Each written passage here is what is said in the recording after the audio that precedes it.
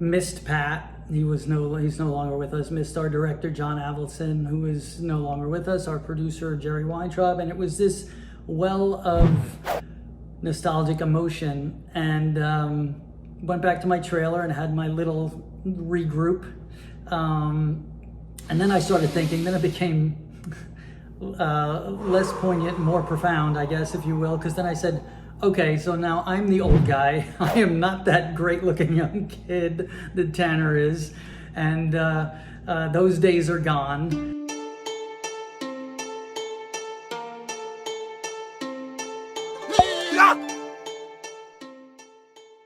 In episode 9 of season 1. And it's at the point that Johnny Lawrence and Daniel LaRusso are actually getting along.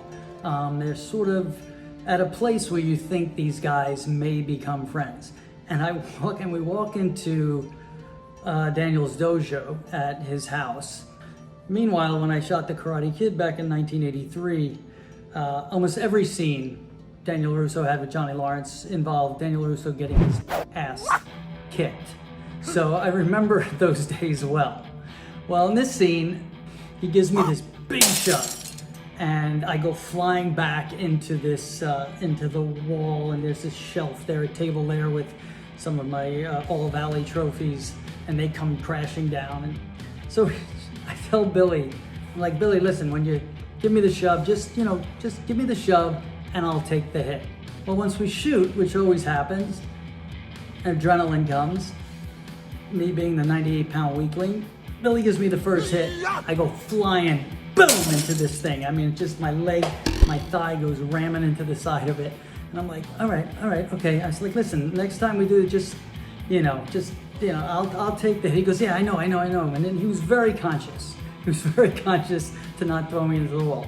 The funny thing about it for me is I had the stunt guy, our great stunt coordinator, Emmy nominated twice for the show, Hiro Koda, say, Ralph, you want to put a pad, like a football pad on your thigh? I said, no, I got it, because I was too proud, just too proud. And so take 5, I'm being thrown into this table, and each time it's starting to smart after about 6 or 7 takes. And then we got all Billy's coverage done, meaning the camera, it was time to come around on me. I couldn't fake the hit into the table and the wall, so then it started to become not just like I could bear with this. I finally, caved and said, please give me the football pad from my thigh. And but once I put the pad on, it didn't hurt anymore till I woke up the next morning and had this enormous welt on the right side of my leg, and that's all due to me thinking I could do it without putting some padding on. So for Cobra Kai, we rebuilt Miyagi's house, which becomes Miyagi-Do in the Cobra Kai series. And it was pretty extraordinary what our production designers and everyone, art department did in creating the version of what was Miyagi's house from 30-something years ago.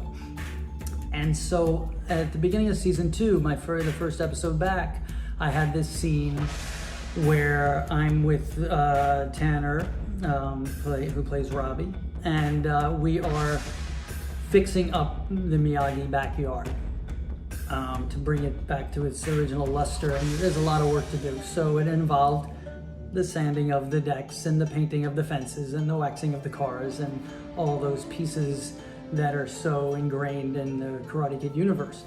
And we came on to rehearse, and I walked in the backyard, and there was Tanner at the fence with a paintbrush in his hand. And I just stopped, did not expect this. I just stopped there and was overcome with this nostalgic emotion.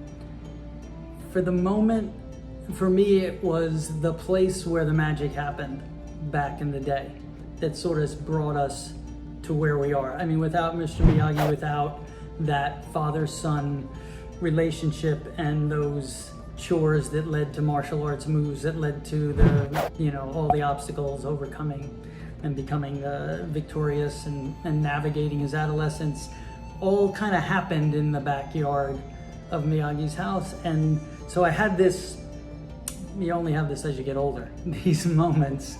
But instead of being negative about it, it was about finding the freshness of creating this homage for the next generation audience, which is what Cobra Kai does so well and I'm so proud of. And then when it was time to shoot the scenes, it wasn't about yesterday, it was about right now. And so it's just a little bit of a share of a real powerful moment for me as the actor, walking in these shoes again and carrying on that legacy and our next generation cast, which is sending it to the next